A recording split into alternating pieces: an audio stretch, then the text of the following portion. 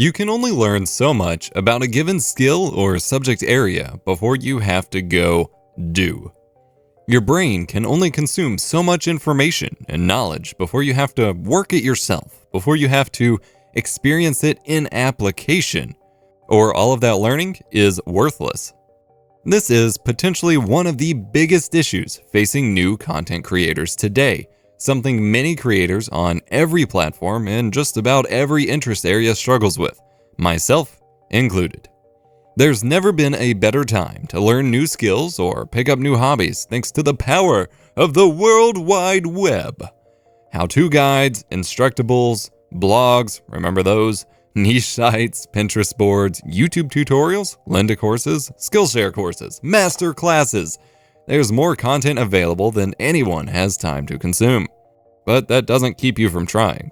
Here's a habit I've fallen into sometimes. I'll have a day where I'm too sleepy or not feeling well and can't start it off on a productive foot.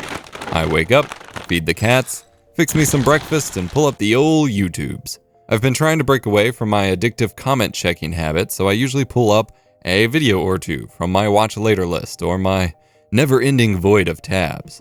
But some days, when I have the brainial desire to do something productive, practice a skill, or learn, but not the physical energy nor motivation to actually get off my butt and do so, 1 or 2 videos will turn into 4 or 5. Then I'll discover a whole new channel of content relating to that subject. They make good videos, let's binge more videos. Maybe a second new channel as well. I can hit subscribe, but I might as well binge all of the relevant videos from them that I'm interested in watching. Oh, it's late afternoon. I should probably eat lunch by this point. Time to watch more of these videos while I eat again. The passing justification for this, admittedly sedentary time spending, is usually that not being physically up for doing work means I can reasonably substitute that time for learning something new, learning new ways to master my crafts. It's research, after all.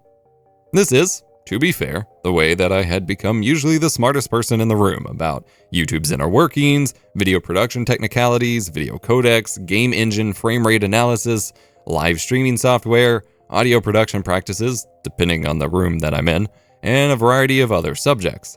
But when it comes to practical skills I actually want to engage in at some point in time, that's not how learning works.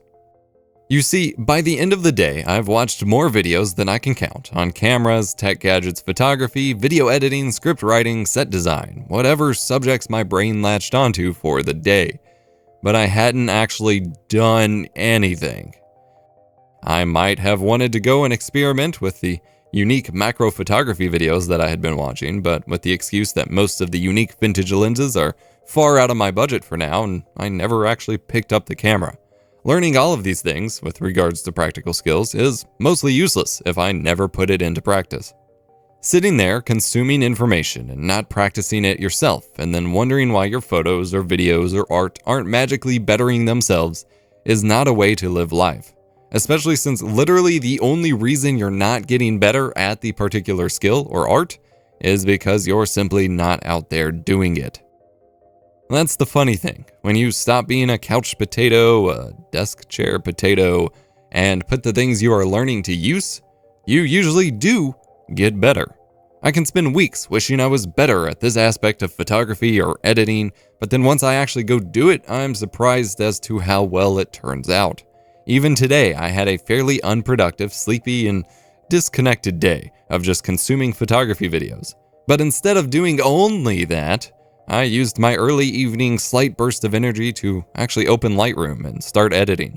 The next thing I knew, my eyes were glazing over, but 3 hours had passed. I'd edited photos from my most recent state park hike with my wife, and I'd edited almost 30 photos for Instagram in my own custom style that I had started working on and improved greatly on during those few hours, and had them ready to go to schedule up to post. My photos didn't make themselves better. I had to stop watching videos, stop listening to what other people had to say, and put real time in on doing the work myself and practicing what I had learned. Obviously, there are some high-risk job skills that you probably do need to read every page of the manual front to back 5 times before you ever touch a real work site, and that's fine.